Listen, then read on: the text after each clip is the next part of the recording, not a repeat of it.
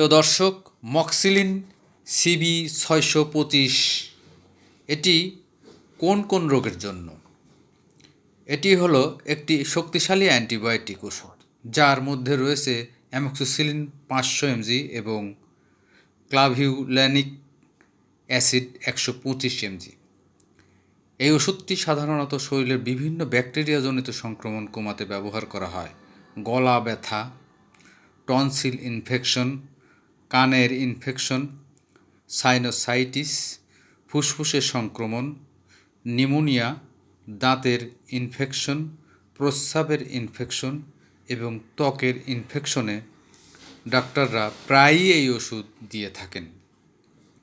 এছাড়াও ব্রঙ্কাইটিস, দীর্ঘদিনের কাশি যেখানে ব্যাকটেরিয়ার সংক্রমণ আছে, ফোড়া, ঘা পেকে যাওয়া, নখের পাশে ইনফেকশন, অপারেশনের পর কিছু সংক্রমণ, মাড়িতে পুঁজ, দাঁতের রুট ইনফেকশন, নাড়িদের কিছু ব্যাকটেরিয়া সংক্রমণ এবং শরীরের বিভিন্ন স্থানে পুঁজ জমলে ডাক্তাররা এই ওষুধ ব্যবহার করতে পারেন।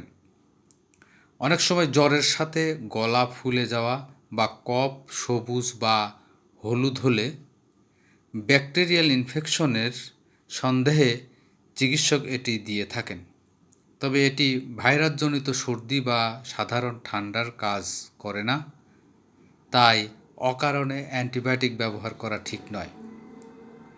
মক্সিলিন সিবি 625 সঠিকভাবে ব্যবহার করলে জ্বর কমাতে, ব্যথা ও ফোলা কমাতে, পুঁজ শুকাতে এবং সংক্রমণ দ্রুত কমাতে সাহায্য করতে পারে।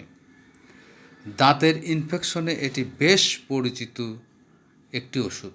এছাড়াও বুকের কফ জমা, কাশি, শ্বাস নিতে কষ্ট হওয়া এবং শ্বাসনালীর ব্যাকটেরিয়াল সংক্রমণেও উপকার পাওয়া যায়।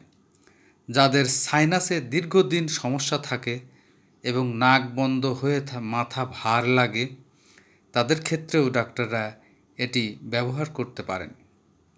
ত্বকের ইনফেকশনে লালচে ফোলা, গরম অনুভব হওয়া বা পুঁজ হলে এই ওষুধ জীবাণু কমাতে সাহায্য করে।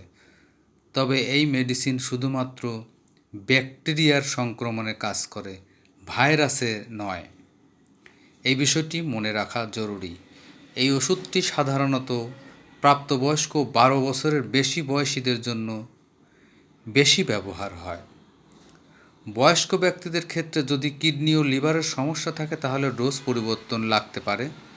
তাই বয়স্ক রোগীদের ক্ষেত্রে চিকিৎসকের পরামর্শ খুব গুরুত্বপূর্ণ। সাধারণভাবে 12 বছর বা তার বেশি বয়সীদের ক্ষেত্রে দিনে 2 বার একটি করে ট্যাবলেট খেতে বলা হয়।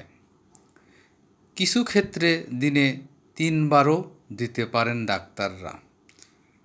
খাবারের পরে খেলে পেটের সমস্যা কিছুটা কম হয়। নিজের ইচ্ছামতো এই ওষুধ খাওয়া ঠিক নয়।